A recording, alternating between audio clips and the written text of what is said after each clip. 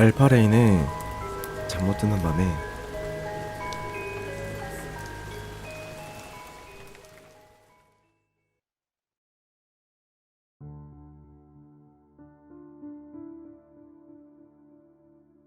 살인마 활용법.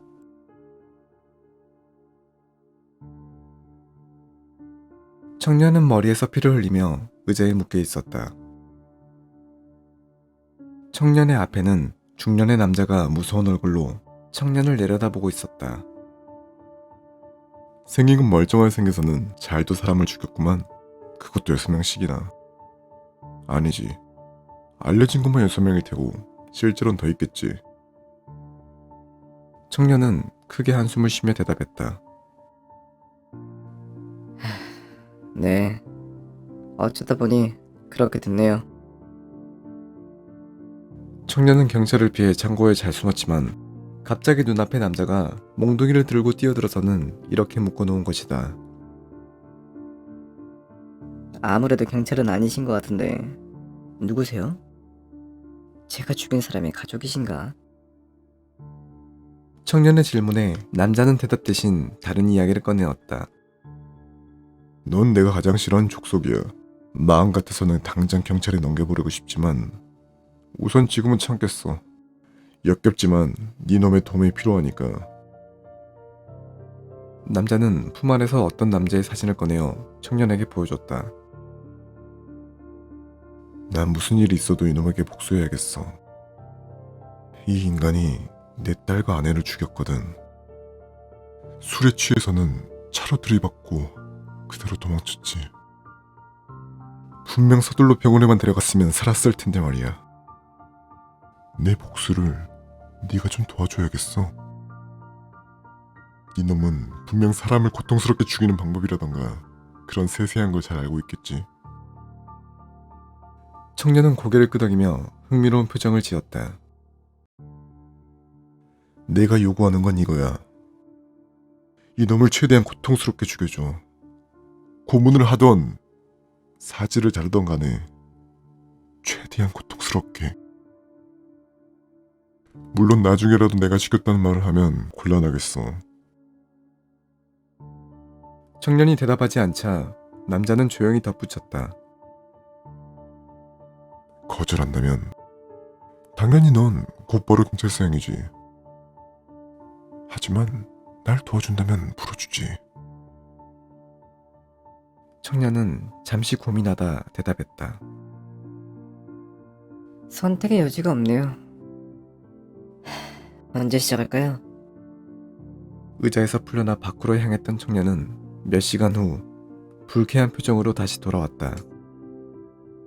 혹시나 틈을 봐서 도망가지 않을까 긴장하고 있었는데 괜한 걱정이었구만.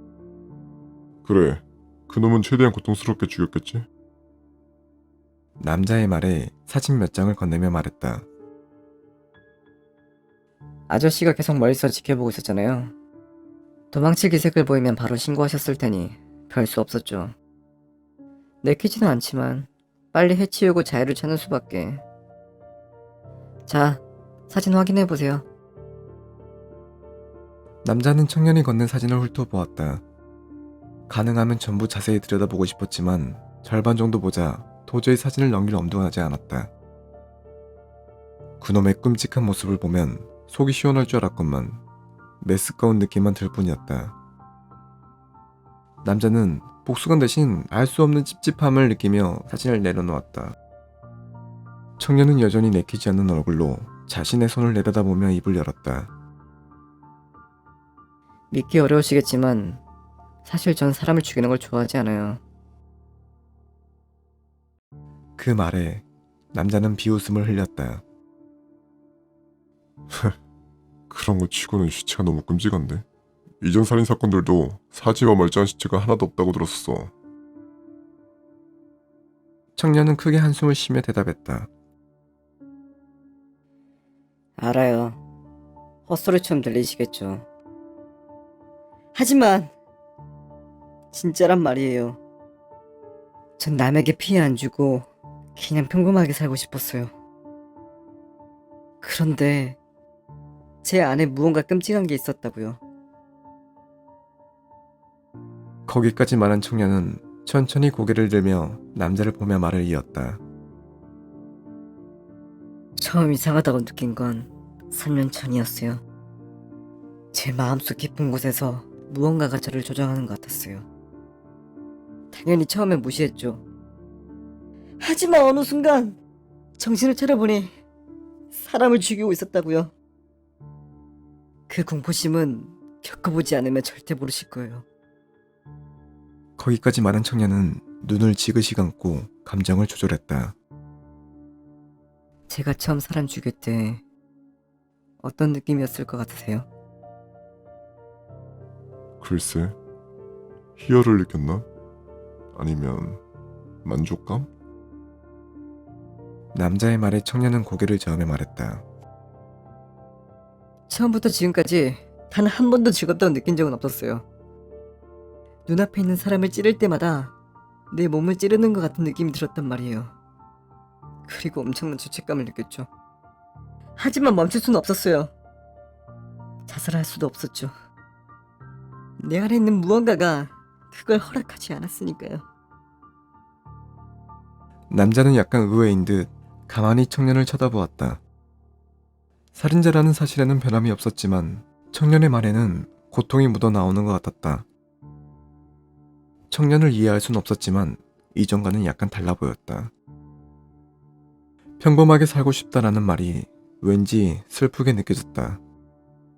복수했다는 쾌감 대신 허탈감과 알 수 없는 불편한 감정만이 들었기에 더더욱 그렇게 느꼈는지도 모르겠다.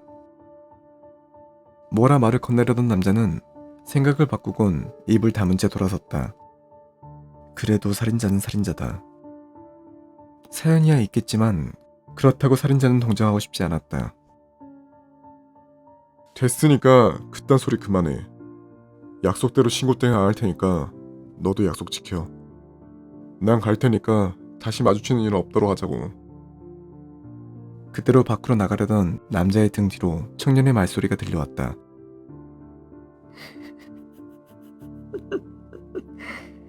지금 살짝 방심하셨죠? 그 말에 놀란 남자가 급하게 몸을 돌렸지만 이미 너무 늦어버렸다. 청년은 어느새 남자 뒤로 돌아서는 남자의 몸에 칼을 찔러 넣었다. 심파에 참 약하시네요. 처음엔 경멸하면서 계속 틈을 안 보여주시더니 말 몇 마디에 태도가 싹 풀어지셨네요. 남자는 청년을 떨쳐내려 했지만 손에 힘이 들어가지 않았다. 제가 방금 사람을 죽일 때마다 못 견딜 정도로 고통스럽다고 했었죠? 청년은 남자를 바닥에 쓰러뜨리며 말을 이었다. 다 거짓말이었어요. 처음 사람 몸에 칼을 찔러 넣었을 때 그때부터 말도 못하게 황홀했거든요. 청년은 아까와는 다른 섬뜩한 미소를 지으며 남자에게 다가갔다. 안 돼. 살려줘. 살려줘.